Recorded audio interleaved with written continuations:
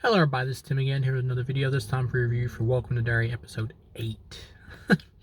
Now in terms of Welcome to Derry, it's been a show that I've really enjoyed. Now we're wrapping it up here, at least this first season. I'm sorry about that, I had a cough, but this first season here with episode 8. I have to say, this was a really awesome episode. I would have to say it's probably my favorite of the entire season.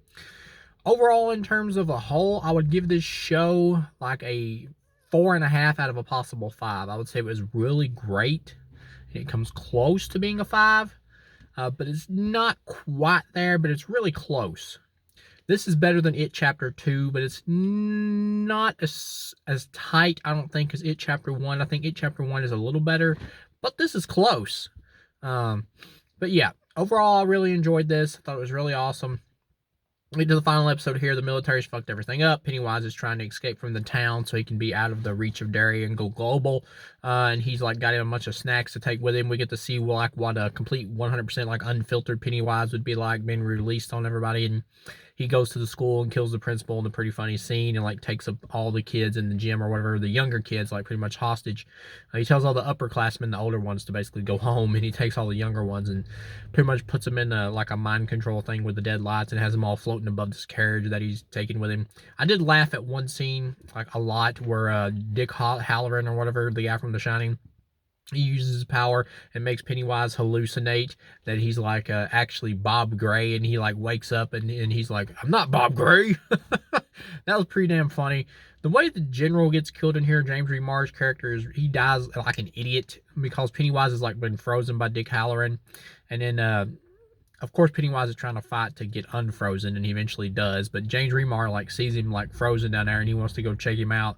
It's like, you're so stupid. And he gets up close to him like that, and then Pennywise unfreezes, and the Pennywise is about to leave him alone because he just figured he's just like another person like trying to help him out or whatever, kind of like Mrs. Kirsch. But then he remembers his scent from when he was a kid, and that's when he recognizes him, and he doesn't want to let him go because he was the one that got away from him when he was a kid. So that's when he kills him.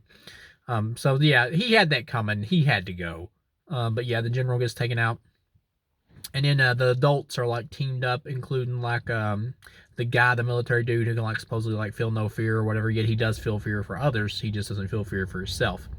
And he's like helping out or whatever, and he shoots off Pennywise's head, and like a Jack-in-the-Box clown head like pops out, and he shoots it as well. It's pretty funny.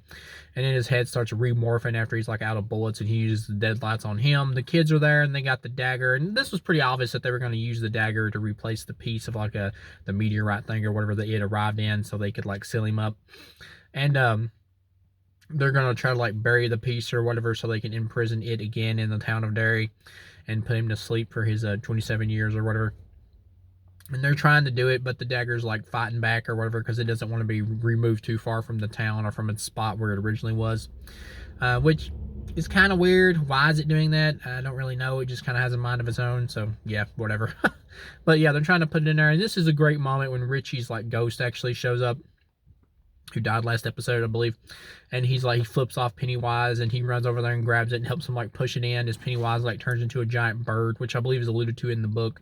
And he turns into a giant bird and actually like flies towards him to try to stop him, but the blast of energy from the shard piece, when they put it in there, the dagger piece, it causes him to like fly backwards. And then as he's like morphing back in all his different forms before he turns back into his deadlights and goes back to sleep, he says, "Lively crowd," and then flies off, which I think is something that is similar to like something Bob Gray might have said or whatever. But yeah, and then he flies off. So yeah, overall, this was a really awesome episode. I would say it's the best of the season. I'd give it a 4.5 out of a possible 5. Or no, I'd give it a 5 out of 5. Yeah, for the episode. That's what it was. Yeah, 5 out of 5. But for the whole show, like the whole season is 1, I'd give it a 4.5 out of a possible 5. Almost perfect. But yeah, thank you guys for watching, and I'll see you again. I hope we get a season 2.